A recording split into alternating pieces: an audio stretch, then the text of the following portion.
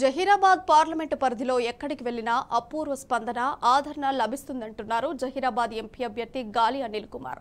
జహీరాబాద్ ప్రజల సమస్యలపైన సంపూర్ణ అవగాహన తనకుందన్నారు. తాను నిరంతరం ప్రజాసేవ కోసం పాటుపడతానంటున్నారు. ఇక నియోజకవర్గం, ఇండస్ట్రీలు, రైల్వే లైన్ ఏర్పాటు చేస్తానని అంటున్న జహీరాబాద్ పార్లమెంటు బీఆర్ఎస్ ఎంపీ అభ్యర్థి గాలి అనిల్ కుమార్ తో మా ప్రతినిధి Ravinder face to face. Zaheerabad parliament సెగ్మెంట్లో బీఆర్ఎస్ ప్రపంచం జోరుగా కొనసాగుతుంది. తమ పార్టీ, తమ ఇంటి పార్టీ బీఆర్ఎస్ పార్టీకి అపూర్వ పట్టం కడుతున్నారు. క్యాండిడేట్ గాలి అనిల్ కుమార్ గారికి బీఆర్ఎస్ పార్టీ మద్దతు ప్రకటించింది. ఈ విధంగా ఈ నేపథ్యంలో జిల్లా వ్యాప్తంగా బీఆర్ఎస్ విస్తృతస్థాయి సమావేశం నిర్వహించినారు. మనతో పాటు మాట్లాడడానికి క్యాండిడేట్ గాలి అనిల్ కుమార్ గారు ఉన్నారు. వారి అభిప్రాయం ఏ విధంగా ఉందో తెలుసుకునే ప్రయత్నం చేద్దాం. మీరు చెప్పండి, నేరుగా ప్రజల వద్దకు వెళ్తున్నారు. జహీరాబాద్ పార్లమెంట్ సెగ్మెంట్ ఒక విచిత్రమైన సెగ్మెంట్. సర్వ మతాలు, సర్వ కులాలు, విభిన్న సంస్కృతుల సమ్మేళనమైనటువంటి జహీరాబాద్ పార్లమెంట్ సెగ్మెంట్ గత పర్యాయాలుగా అనేక మంది ఇక్కడ నుంచి ప్రాతినిధ్యం వహించారు. ఏరి కోరి మిమ్మల్ని ఈ పార్లమెంట్ సెగ్మెంట్కి ప్రాతినిధ్యం వహించామని కేసీఆర్ గారు చెప్పడంలో ఆంతర్యం ఏంటి? జహీరాబాద్ ప్రజలకు మీరు ఏమని చెప్పబోతున్నారు? ముందుగా నమస్కారం.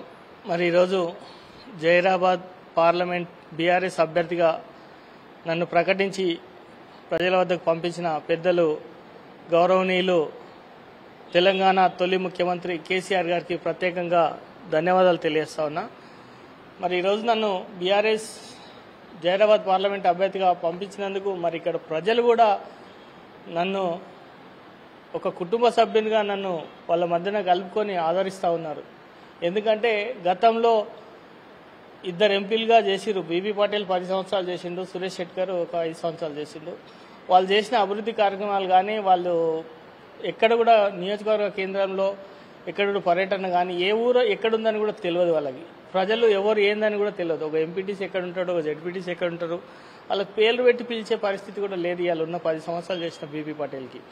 అట్లాంటి వ్యక్తి 10 సంవత్సరాలు టీఆర్ఎస్లో అనుభవించి మరి ఇలా గవర్నమెంట్ పోయిందని చెప్పి బీజేపీ పార్టీలో జాయిన్ అయ్యి బీజేపీ నుంచి బీజేపీ అభ్యర్థిగా వచ్చిండు. మరి అతనికి బుద్ధి ఖచ్చితంగా చెప్తారు. ఇక్కడ పార్లమెంట్ ప్రజలు చాలా చాణక్యవంతులు, అన్ని రకాల అన్ని మతాల వర్గాలు ఉన్నారు కాబట్టి ఎవరిని ఎక్కడ పెట్టాలి, ఎవరిని ఏం చేయాలని చెప్పి కూడా, ఎవరిని ఆదరించాలని చెప్పి కూడా ప్రజలకు బాగా తెలుసు. కాబట్టి మరి నన్ను రాబోయే రోజుల్లో మే 13వ తారీఖు నాడు మన ఎలక్షన్ జరగబోతా ఉంది. కారు గుర్తు మీద ఓటేసి నన్ను భారీ మెజార్టీగా గెలిపిస్తారని చెప్పి నేను ఆశిస్తా ఉన్నాను. దాదాపుగా జహీరాబాద్ పార్లమెంట్ బ్యాక్వర్డ్ పార్లమెంట్. ఈ నేపథ్యంలో అనేక అవకాశాలున్నా గతంలో ప్రాతినిధ్యం వహించిన వారు నిర్లక్ష్యంగా వహించారు. ప్రజల సమస్యలు పట్టించుకోకపోవడంతో పాటు పైరేళ్లకి అధిక పిఆర్టీ ఇచ్చారు. ఈ నేపథ్యంలో మీకు పట్టం కడితే ఏ విధమైన భరోసా జహీరాబాద్ పార్లమెంట్లో ఉన్న ప్రజలకు మీరు కల్పిస్తారు? ఒకటే, నా చరిత్ర నా గురించి తెలుసుకోండి. నేను ఒక తెలంగాణ ఉద్యమకారునిగా 2001 నుంచి జెండా పట్టి తెలంగాణ ఉద్యమంలో పోరాడి నేను జైల్లోకి పోయి నా మీద ఎన్నో కేసులు పెట్టి పంపించిన అప్పట్లో తెలంగాణ ఉద్యమం కేసులు. అయినా నేను తిరగబడి పోరాడి తెలంగాణ సాధించినాం.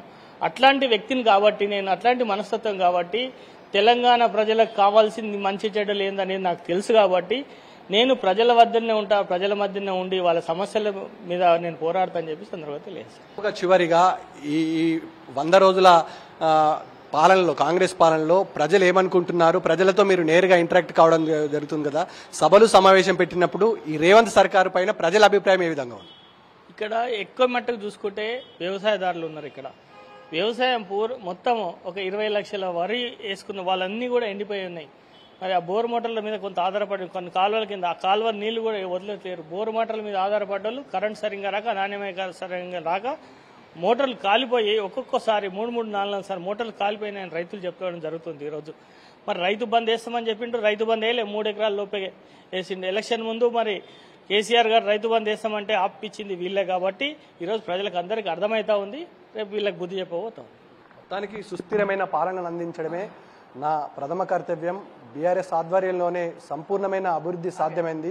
మరింత అభివృద్ధి సాధించాలంటే బ్యాక్వర్డ్ కాన్స్టిట్యున్సీగా ఉన్నటువంటి జహీరాబాద్ పార్లమెంట్ సెగ్మెంట్లో అపూర్వమైన మెజార్టీ నాకు కట్టబెడితే ఇక్కడున్న సమస్యలన్నీ పరిష్కరిస్తా. దాంతోపాటు అధునూతన సౌకర్యాలతో పార్లమెంట్ సెగ్మెంట్ని తీర్చిదిద్దాలని ఎంపీ క్యాండిడేట్ అభ్యర్థి గాలి అనిల్ కుమార్ అంటున్నారు. వీడియో శివతో కలిసి రవీందర్ టీ న్యూస్, కామారెడ్డి జిల్లా.